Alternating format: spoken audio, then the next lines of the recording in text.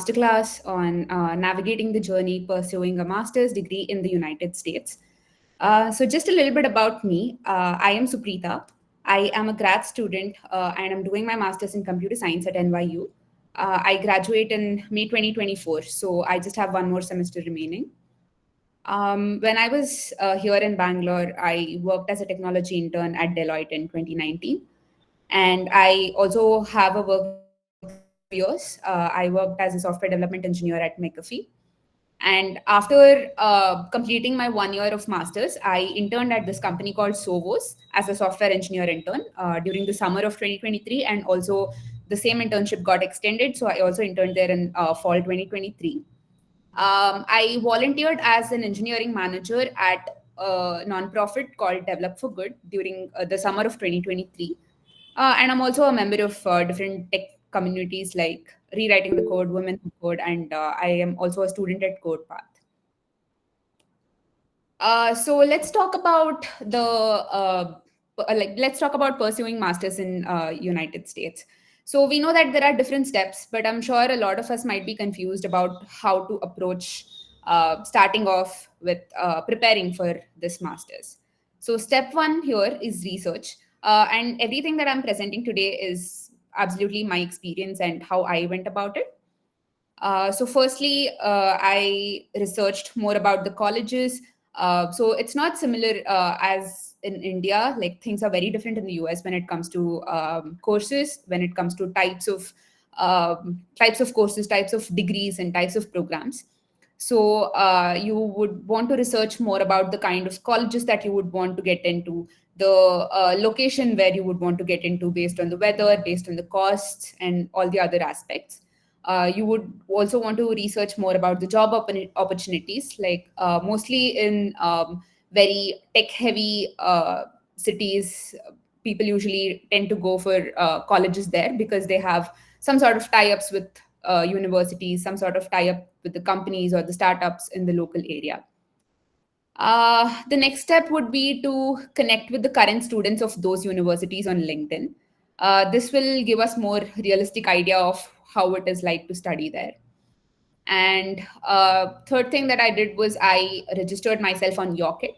Yocket is basically this website or this app which helps us kind of understand the data about these universities, where we can get to know the kind of scores that we would want to get into those universities, or we would also be able to chat with similar aspirants, people who want to get into the same university as you.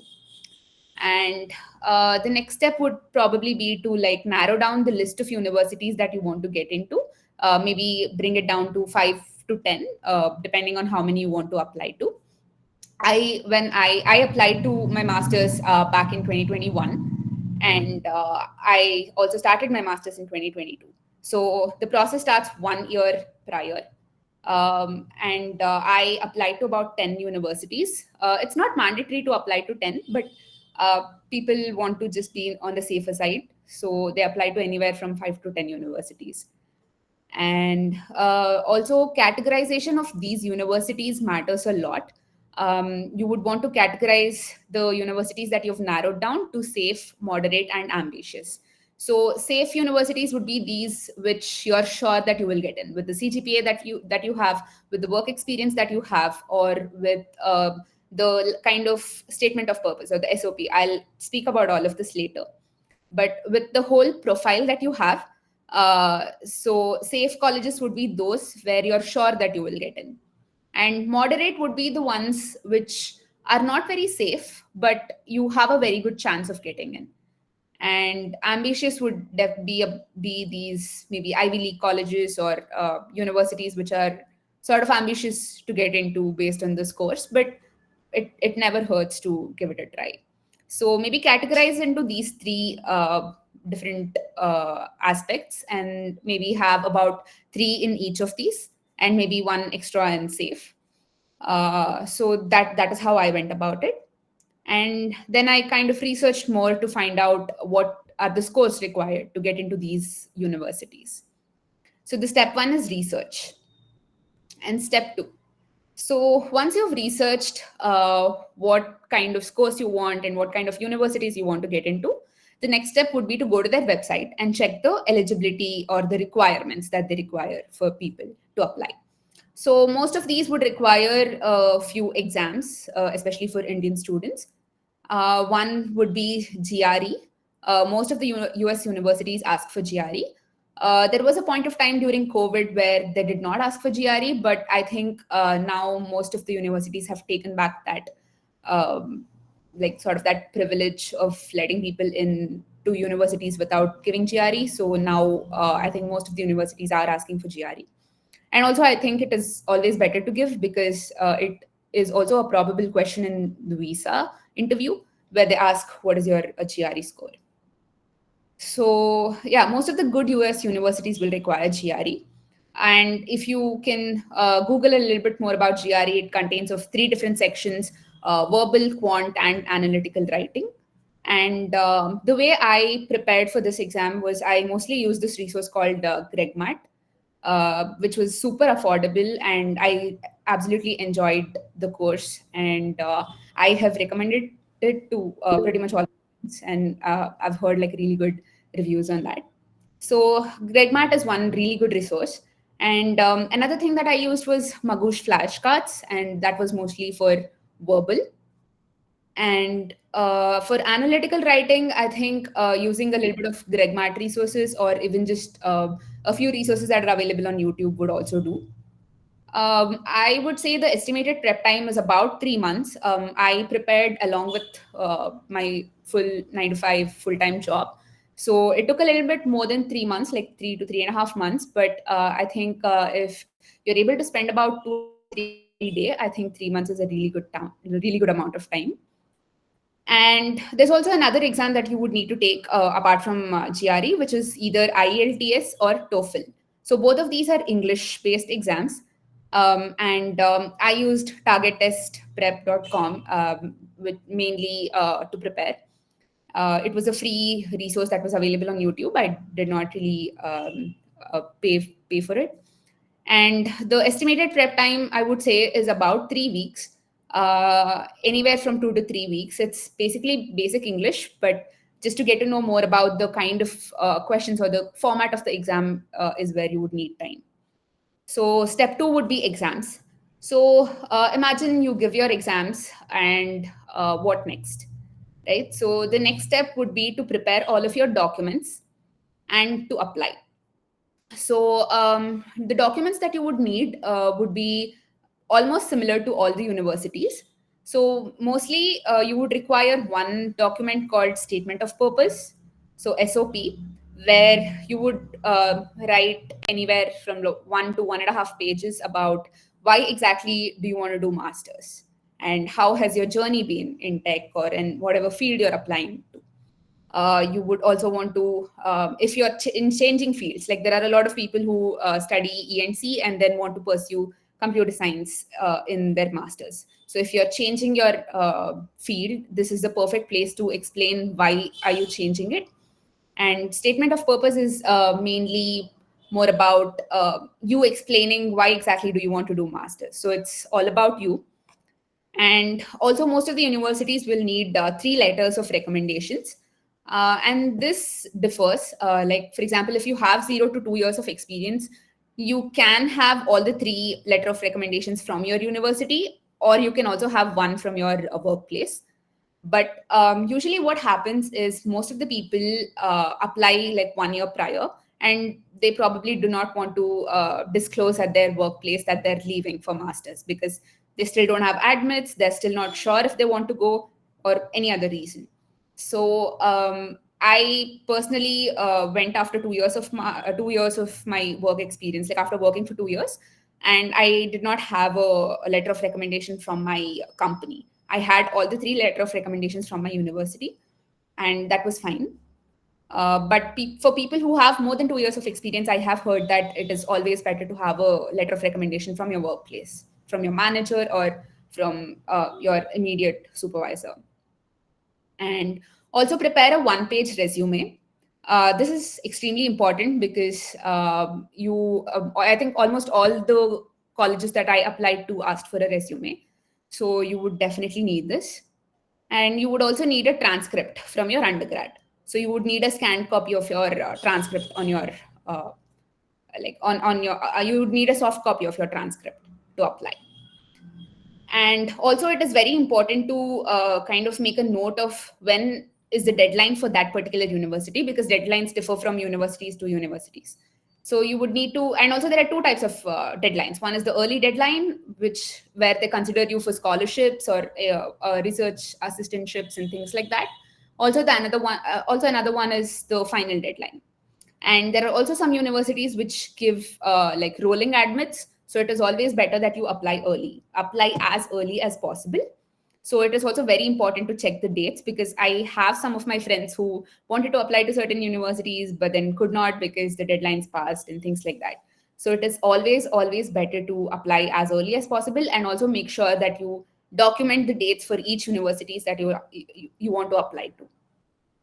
And yeah, finally, you will receive the admits anywhere from January. If you apply in December, then you will receive admits anywhere from January to April. Usually, what happens is after about like March, people start losing hope.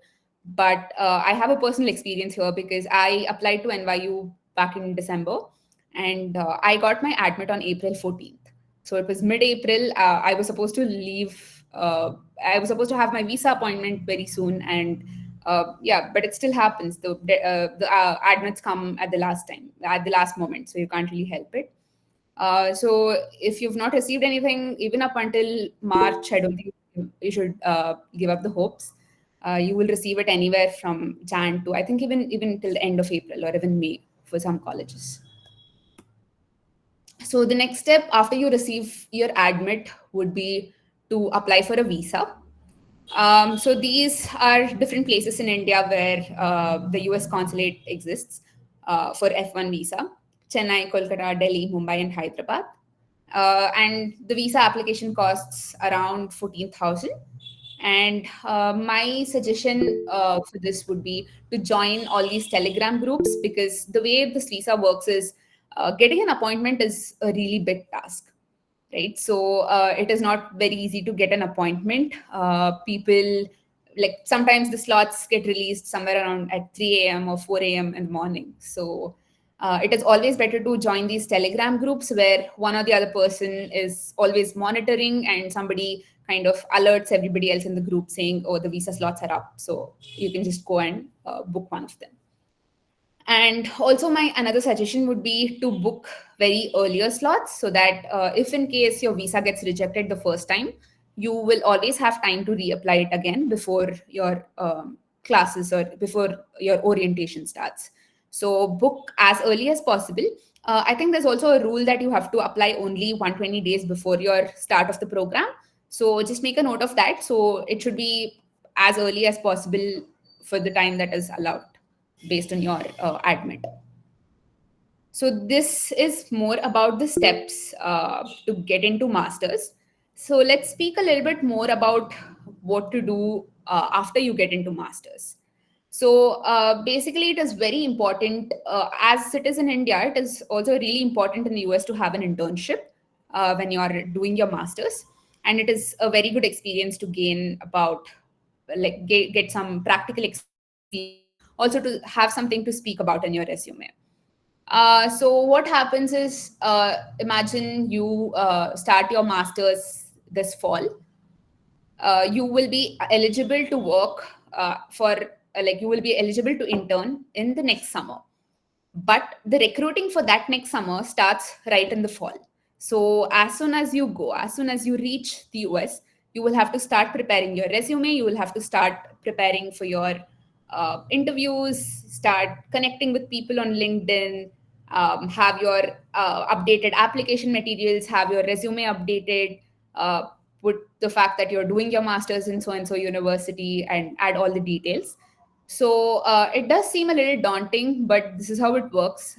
For example, I had my resume ready on the third day of me reaching the US, and we started applying right from September. But yeah, the process goes on and on up until the next April. But you start as early as possible. So next, a little bit of like a few tips on resume.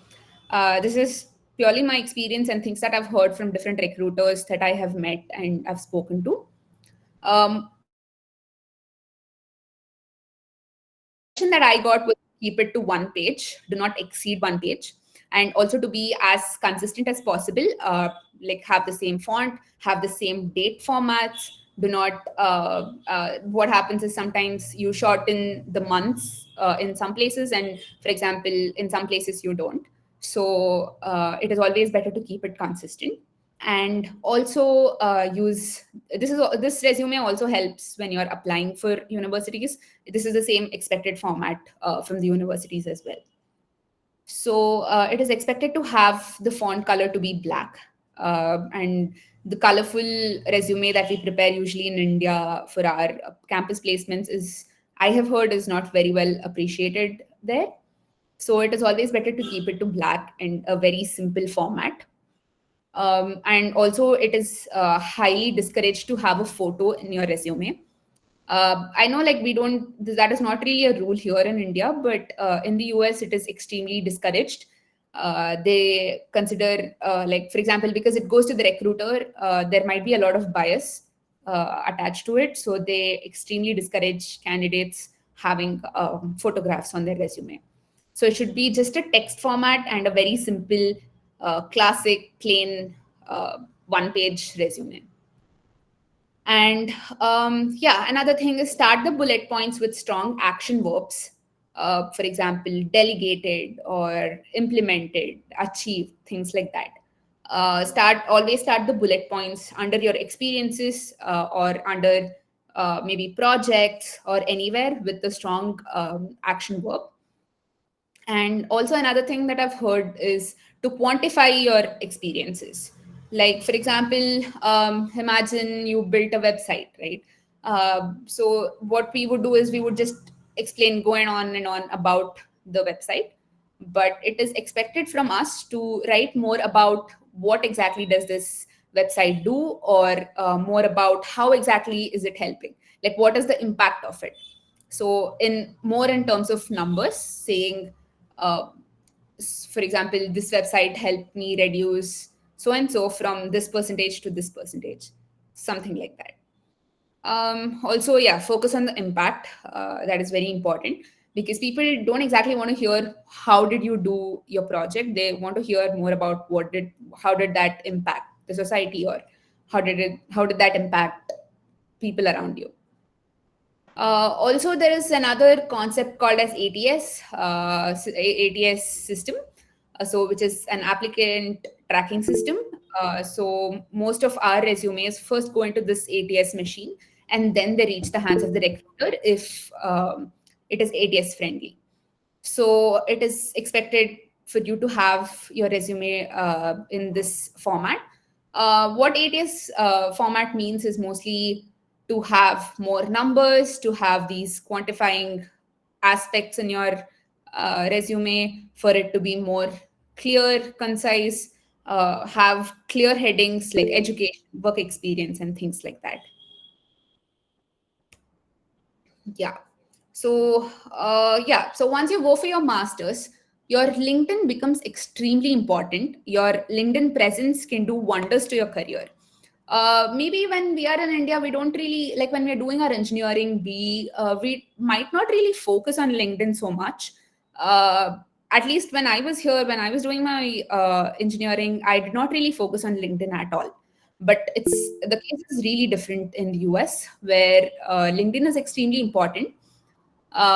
You would need to post often, you need to get involved in the community, you need to get involved with different quality content, things that interest you on LinkedIn. Comment and speak to people, connect to your seniors or your peers, things like that. So yeah, and in general, use it to just like in general, just use it to network instead of just directly going and asking somebody for a referral. For example, if your LinkedIn is very empty and you don't have a single post, and one day somewhere in the month of April you reach out to a person and ask them for a referral for an internship that's about to start in a month, so nobody exactly will look at it, right? Even though you have a really good profile, it is always better to be more active on LinkedIn. and kind of involve with the community more in general, so that it is when you're asking for a referral, it comes very naturally. And also have updated links to your resume, have updated contact info, and even to your GitHub projects. Also, it's very important to put your projects into GitHub. I'm sure we used to do it even when we were doing our even when I was doing my engineering, I was doing it. So I think that's a very common practice. But it's also very important to have those links working on your LinkedIn.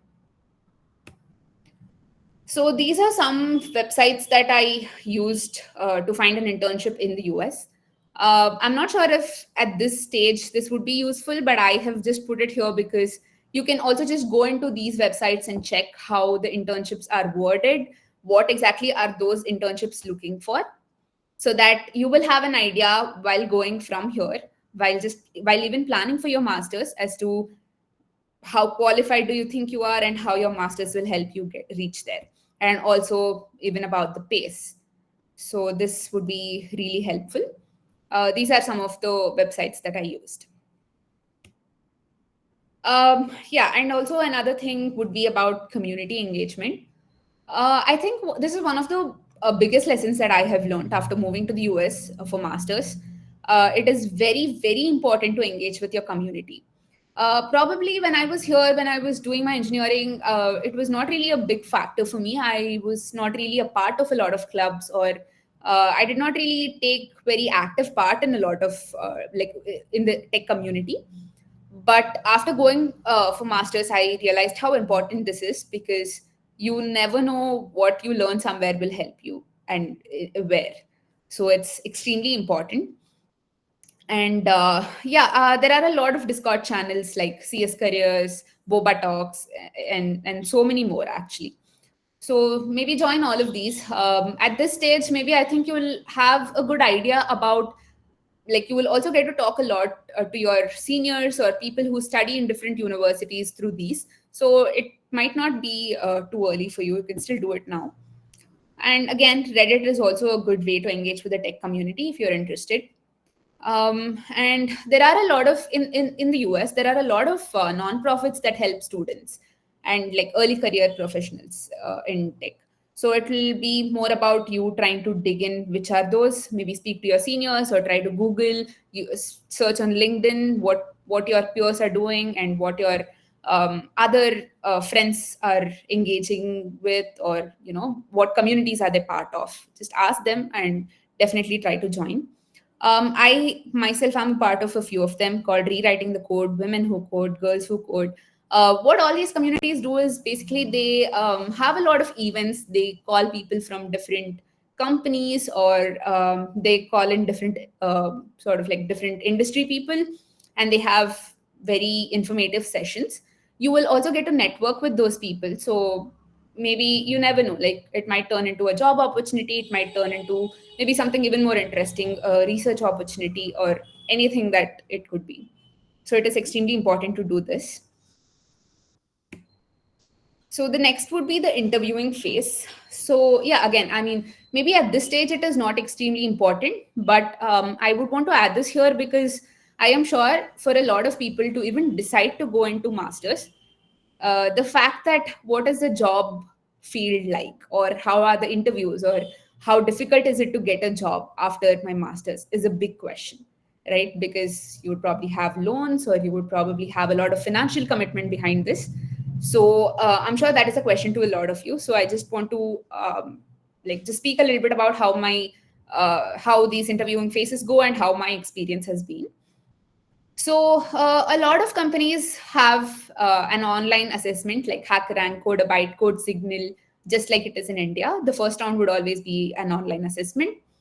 And what we do is we usually speak to people on Discord or Reddit or somewhere where people have already given those online assessments for those companies, just to get an idea about what kind of questions are asked, or what kind of what is the difficulty of those questions and what to prepare, right? So also lead coding is extremely important for people who are looking for software engineering, software development roles.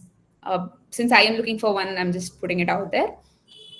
And I think I started to lead code back in August as soon as I reached there, because with the first semester studies and lead coding, it gets extremely hectic. So it's always like recommended to pace it out and to plan how you will go about that. And yeah, so if you have a choice to choose the slot for an interview, which happens very often, like like the recruiters ask you, when are you available? I know that a lot of people would want to prepare, so they would kind of push it off to the end of the week or so. But it is always recommended to have an earlier slot.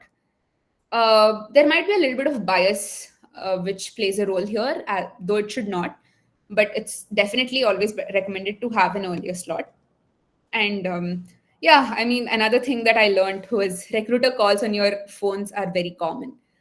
This is something that I had not really experienced here in India, like because no, we don't really like we. I had a campus recruitment, so there was no communication between me and the HR on my cell phone. But yeah, this is very common and it's mostly not scam. So yeah.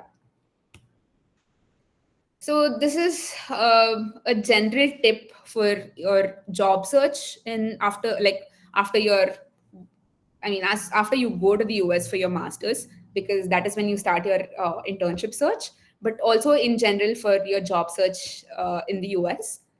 Applying early is the key. This is true for pretty much everything, be it your jobs, be it your internships, also be it your universities as well. Apply as early as possible. Even if you have all your materials ready for your application, apply for your masters as early as November, like as early as it opens. It does not hurt. Your chances of getting in early might be much higher if you apply early. And for jobs, try to get referrals. You might have friends who work in different companies here in India, so you can also get referrals from them for companies that exist in US as well. And yeah, portfolio website is a really good way to showcase your skills. So this is not a concept here in India, I think, or at least I did not have one. But having a portfolio website, just talking more about your skills, just a website which showcases who you are. You know, put your resume there, put your skills there, put your studies or anything, just as a website. Excuse me. So that I think would be really a good way to showcase your skills. Also, if you're interested in CS and in front end development, that would be a great way to showcase your skills. You could add a lot of add a lot of animations, or you could use React and different libraries and do like, I mean, you can build a very interactive website. Also, another tip would be to know everything that you put on your resume. This is very true for your job search wherever you are, like, because you might be asked anything in your resume. So it's very important to kind of know everything that you've put in your resume. And another thing would be to participate in a lot of hackathons. This is true for your engineering as well, I'm sure that you might know. So participate in the community, participate in a lot of hackathons or any kind of events that your department organizes. So these will be also key points in your resume to add. And also, even in the US, take part in very similar activities, because there will be like a really good talking point with your recruiter. So maybe you are in a university and maybe your recruiter has somebody that they know who also studied in the same university. So that will, and if they've participated in a similar event, so that kind of starts gives you a starting point for the conversation. So, and like it's very easy to build a rapport in that case.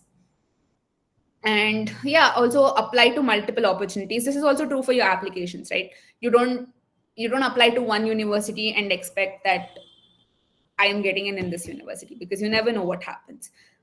It is not just the exams, it is not just your GPA, it is the holistic profile that gets considered when you get an admit.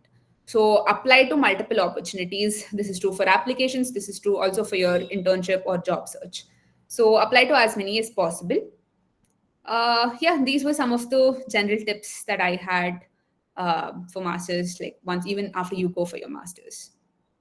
And yeah, okay, so some another few of them would also be to like attend these workshops that companies provide.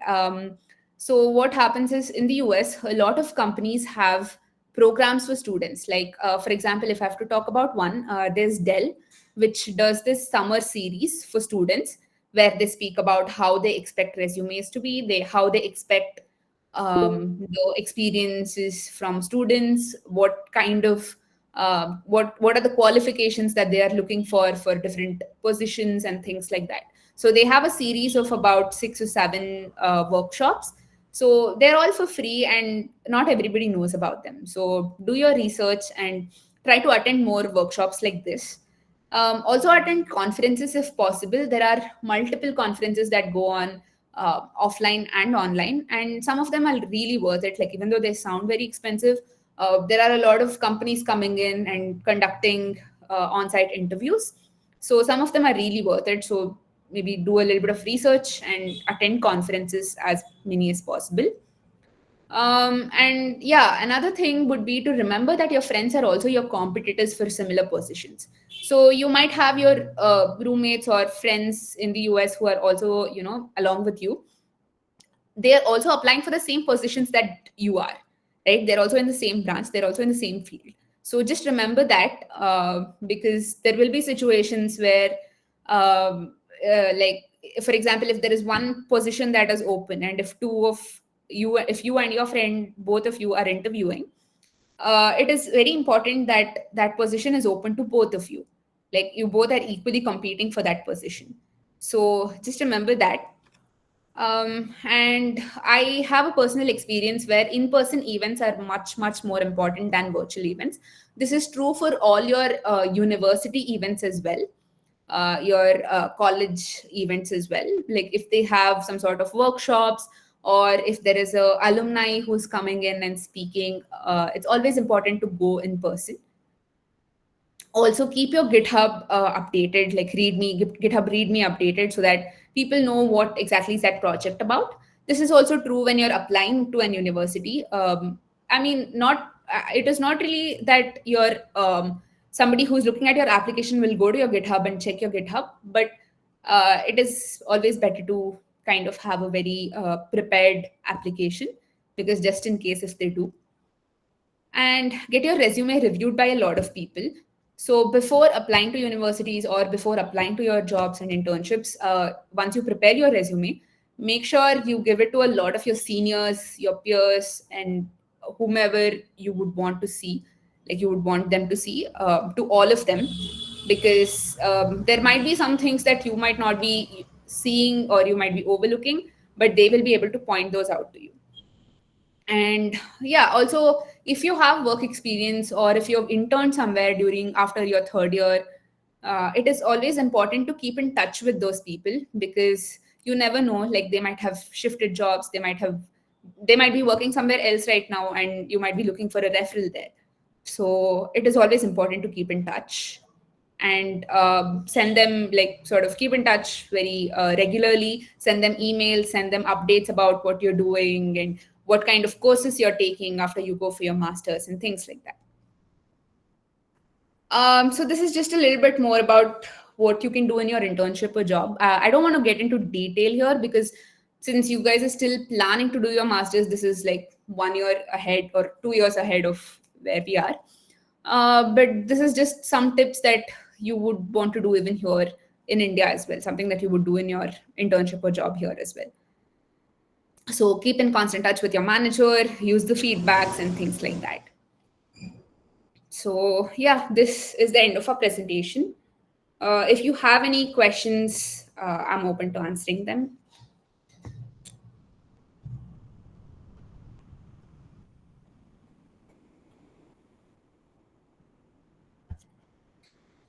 Feel free to unmute and ask.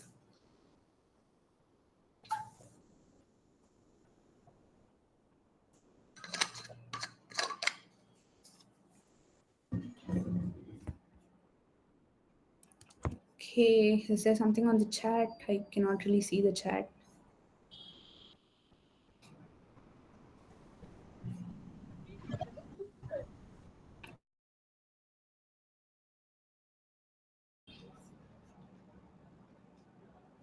Okay, so I can see a few questions on the chat.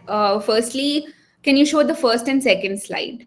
So I think we will be able to share these slides. I think if you contact Sneha, I think the team would be able to share these slides with you. Okay.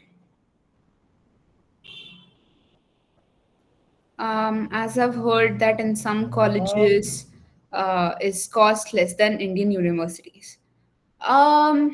I mean, that honestly depends because even in India, there are a lot of universities that cost over 4 or 5 lakhs per year. There are also universities that cost about 20,000 per year. So it's very hard to say.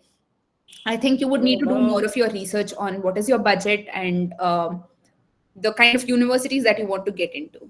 So it all depends on you. It also depends on the course that you are applying to. Uh, okay, so yeah, I think the email is shared. Can you share your experience or journey to masters? Well, yeah, so I mean, when it comes to the whole process of how I applied, this is how it was.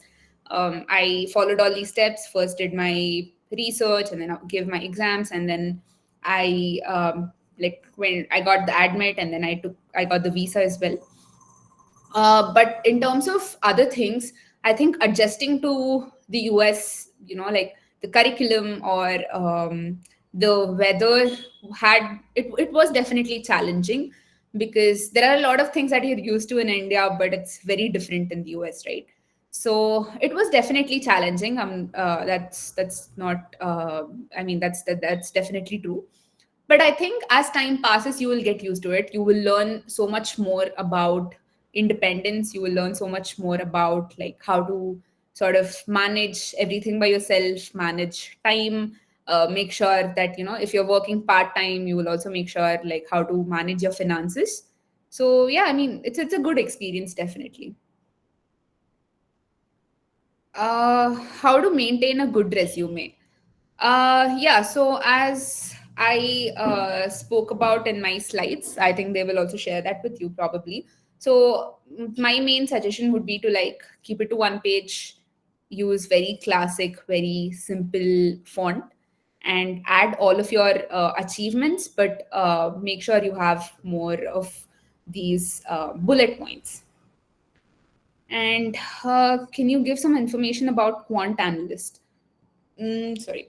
So quant analyst, I am not very sure because I have been applying to more of like software engineering courses, like software engineering roles, because I'm also doing computer science. I think quant analyst would be a little more on the mathematical side. So you would need to look into branches that offer like operation research or probably more on the Uh, okay, so I think let's do this. I can see a few hands raised. If possible, could you put your questions on the chat so that I can respond? What was your UG main project? So my main project in UG was, I think, yeah, it was on machine learning. So I had a project which, I'm sorry for any disturbance. So my main project was detecting depression in children aged 3 to 6 based on their speech, audio, or speech audio data. So that was my project. Other than US, can you suggest any other country for MS in CSE? I mean, that's a very hard question because every almost every country has their own universities, they have their own courses, they have their own, CSE branches. So, I mean, you could definitely check out Canada, Germany, Australia, or any other country for that matter. Like, it also depends on your budget, it depends on the weather and things like that. But I very specifically wanted to go to US, so I did not really do a lot of like I did not really bother about other countries. Minimum CGPA required to get admission in MS. That's a very vague question because there's nothing like minimum.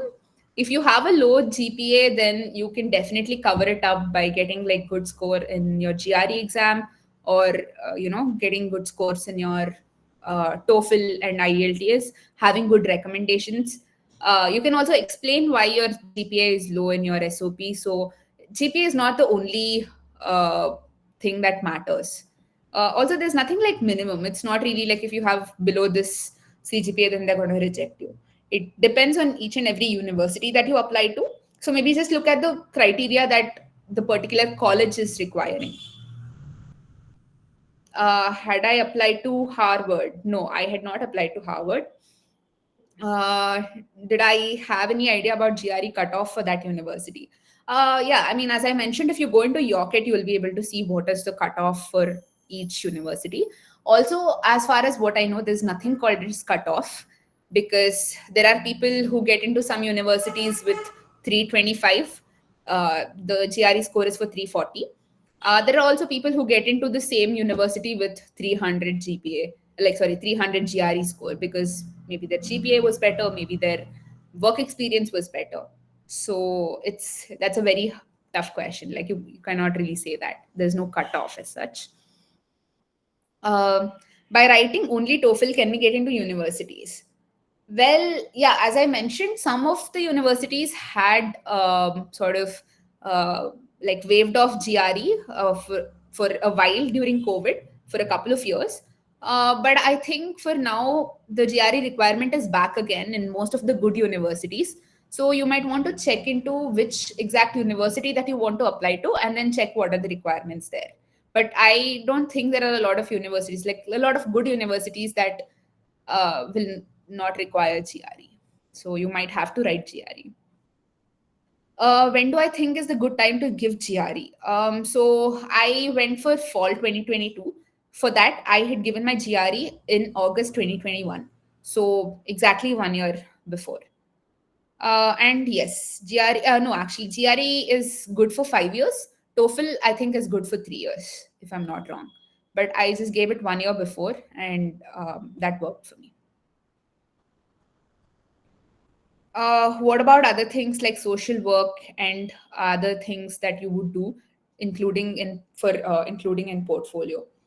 Well, yeah, I mean, it depends, honestly. Like, I personally feel when it comes to social work, or like, any other extracurricular activities, you can add a few of those in your resume, and you can also speak about them in your statement of purpose, SOP.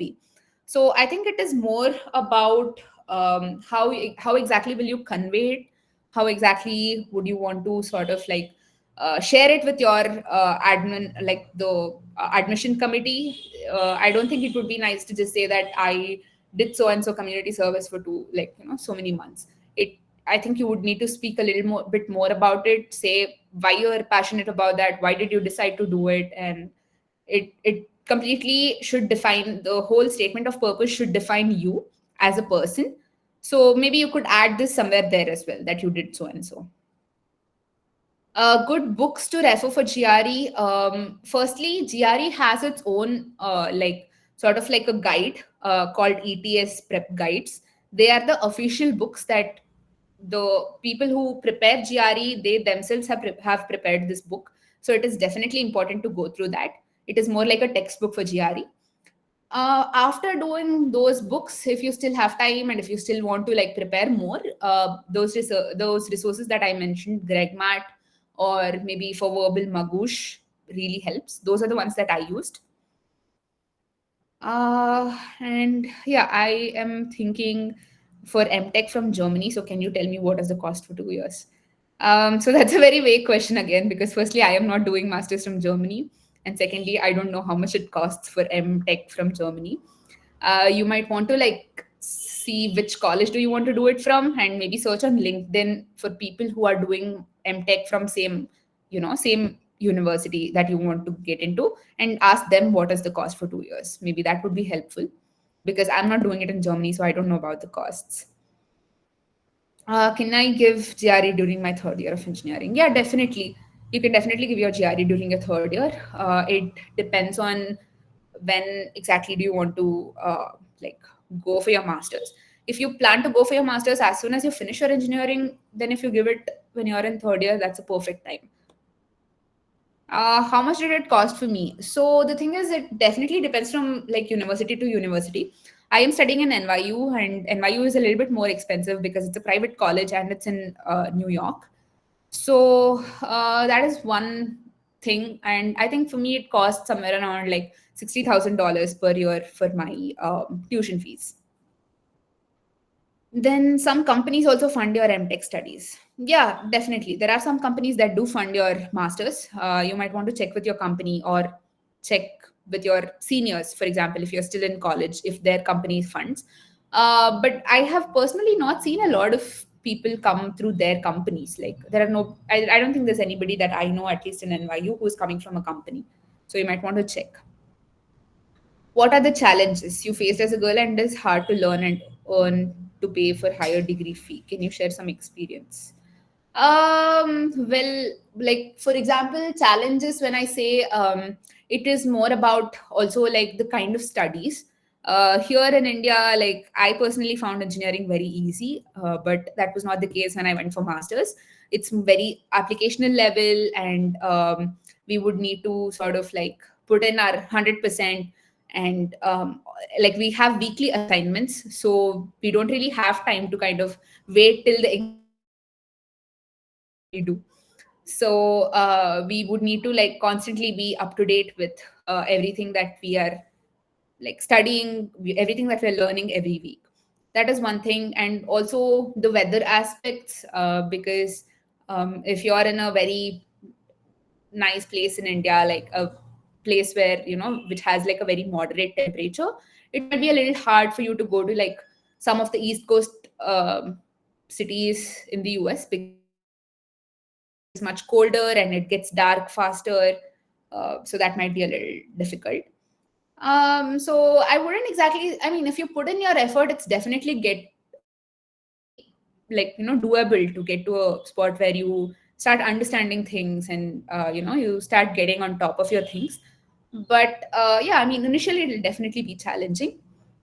And also, we're like very used to staying in the houses or maybe even in hostels. So we are not really used to like cooking for ourselves. So that is also another challenge that I would say. I am currently working, I mean, I'm currently studying in the US. I have one more semester remaining, but I have my winter break right now, like from end of December to like January. So I am currently in India for my vacation. While studying UG, which one is optimal way to do courses? Either some sort of knowledge in almost every technology, or 100% in one technology. It honestly depends. Like if you really have a niche, like if you really want to get into something, for example, let's say cloud. Like if you really, really want to get into cloud, then I would say that if you're very sure of that, then just do courses all on that, or sort of like consider or give your full focus to that one particular field. But if you're still not sure which is that field that you would want to pick, or which is that, field that you're interested in, then maybe you should kind of explore everything. There will come a time where you will get into the depth of one of those topics. What is the average salary in the US? Yeah, I mean, that's again a very vague question because it depends, and like also something that you can find on Google. But it depends on what position, what company. Is it a startup? Is it a established company?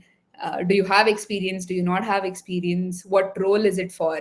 It definitely depends on all of that. Did I have to take up a part time job? Yes, I do work part time. I have been working from my first semester in a part time job as a software developer for my department. What coding languages are companies asking as a software engineer? So, firstly, companies don't exactly ask for coding languages. They are okay with you coding in Python, they're okay with you coding in Java, whatever is fine with you. They mostly care more about the knowledge that you have. Like, for example, if they want you to implement something, they don't care what language do you implement in. They just want to see you implement it. So the logic behind it is important.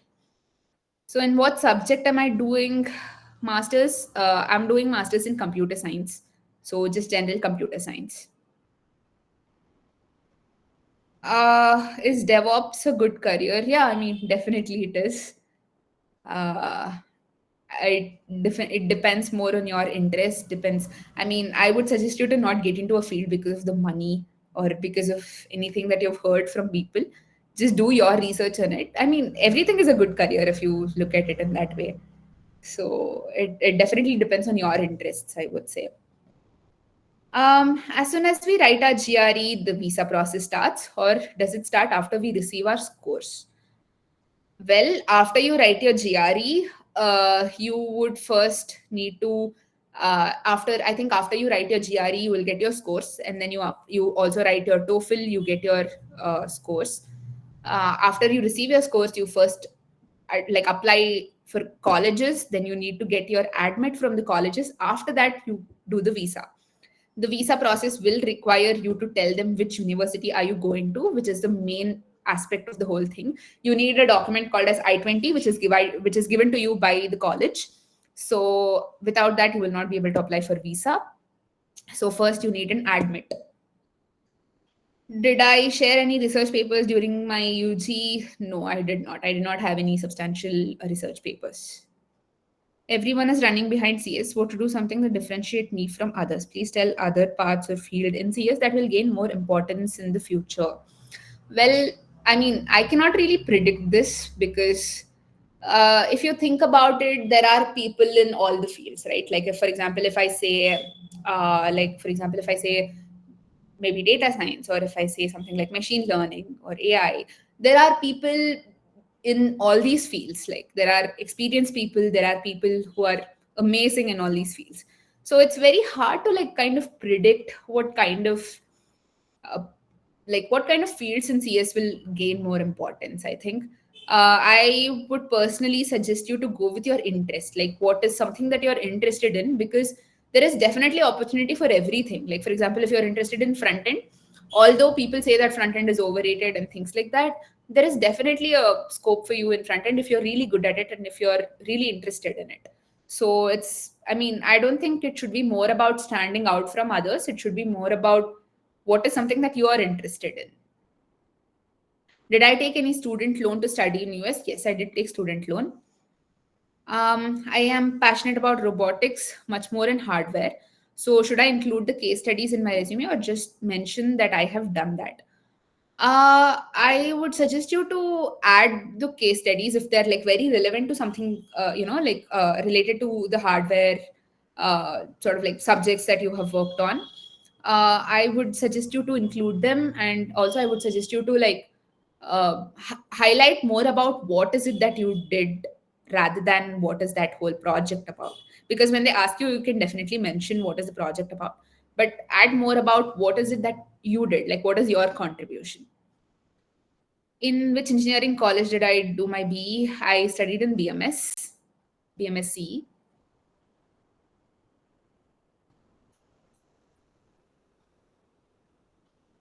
So, yeah, I think we are almost coming to the end of the session. If nobody has any questions, then we can wrap it up. You guys can definitely connect with me on LinkedIn. And if you have any more questions, I'll be happy to answer them there. You can ask for my info from the team. They would be able to share it with you.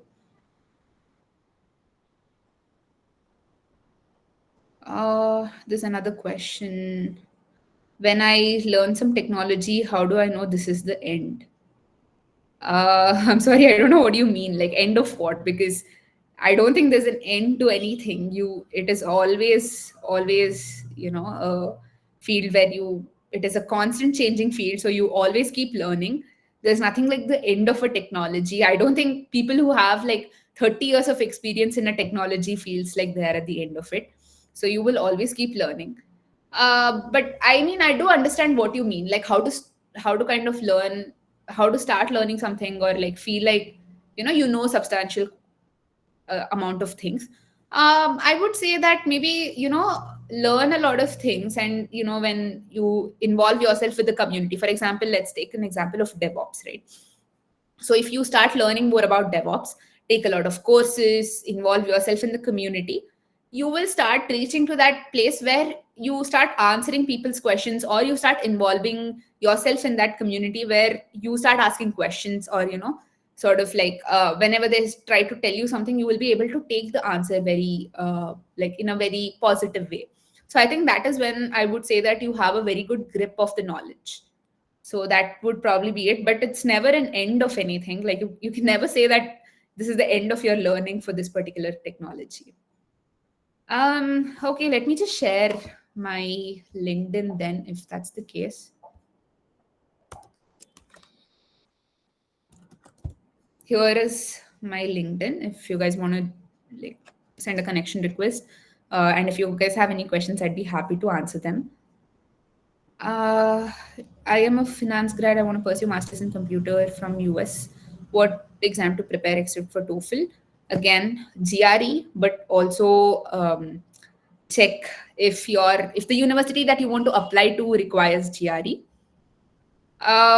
Somebody says that my network, there's a network issue and cannot hear. Is that true? Like, is everybody able to hear me?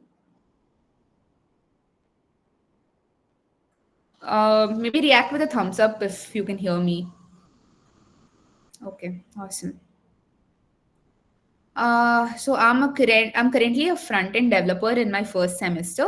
Should I focus on studies for better placement opportunities or balance studies and gain experience?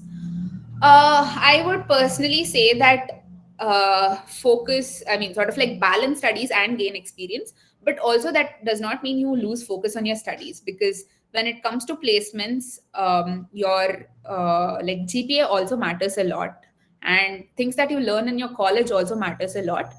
But it is also true that you need to be more involved with the activities, more involved in community, more involved in hackathons and things like that. So I would personally say that don't leave your studies, focus on that as well, have a good GPA, have a good GPA, and also maybe on the side, instead of kind of wasting weekends, or like kind of when you're not doing anything, when there's not a lot of studies to do, you can definitely focus on hackathons or involving yourself in some online communities or things like that. In which company do I work? Currently, I'm not working. I'm studying. I'm doing my master's in NYU.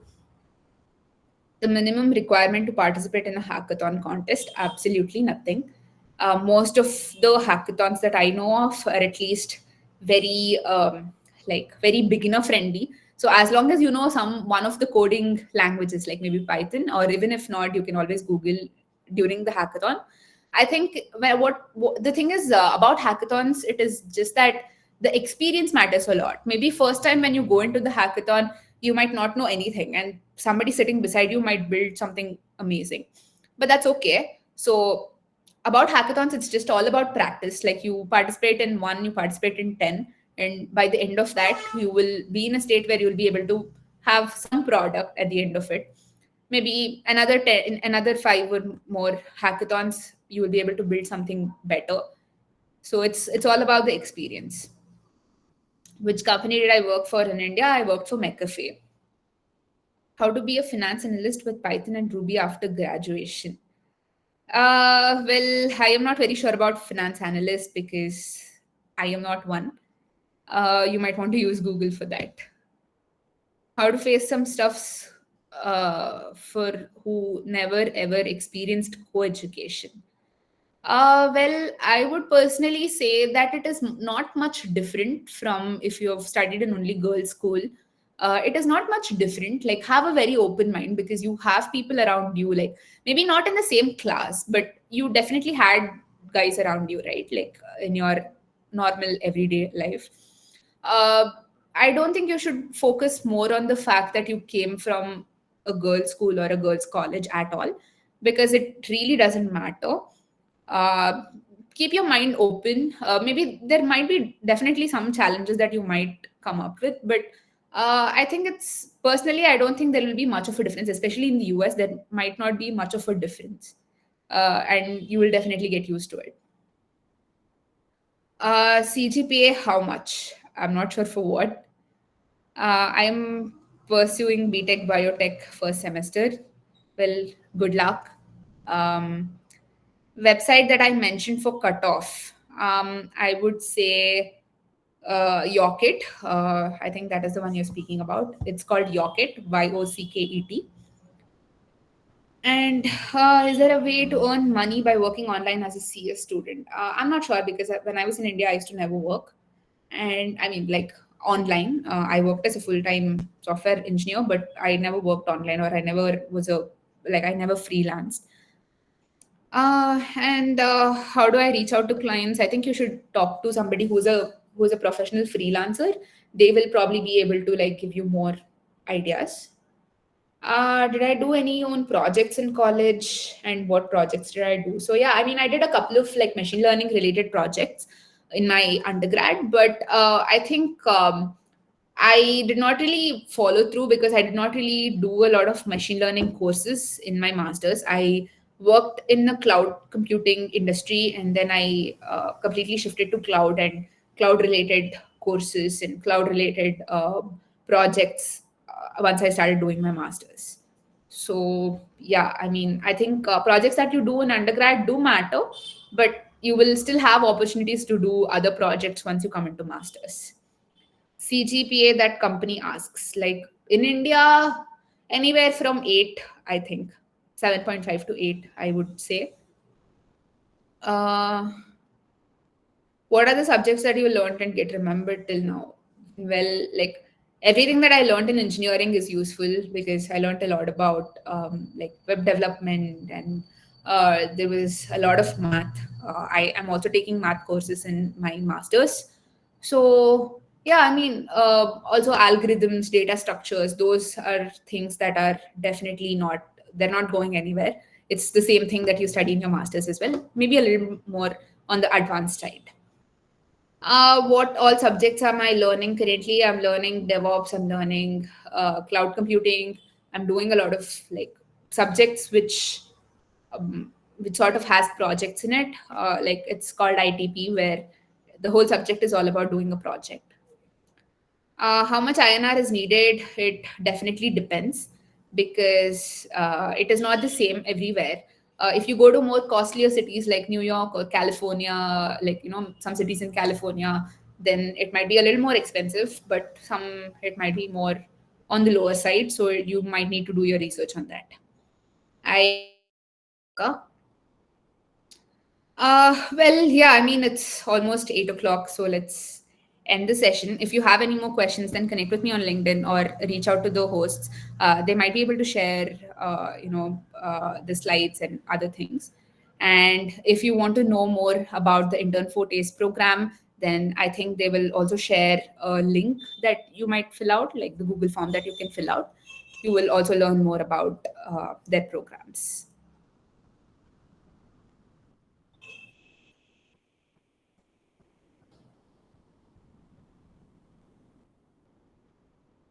So awesome. Let's end this for today then. Thank you everyone for joining. Bye bye.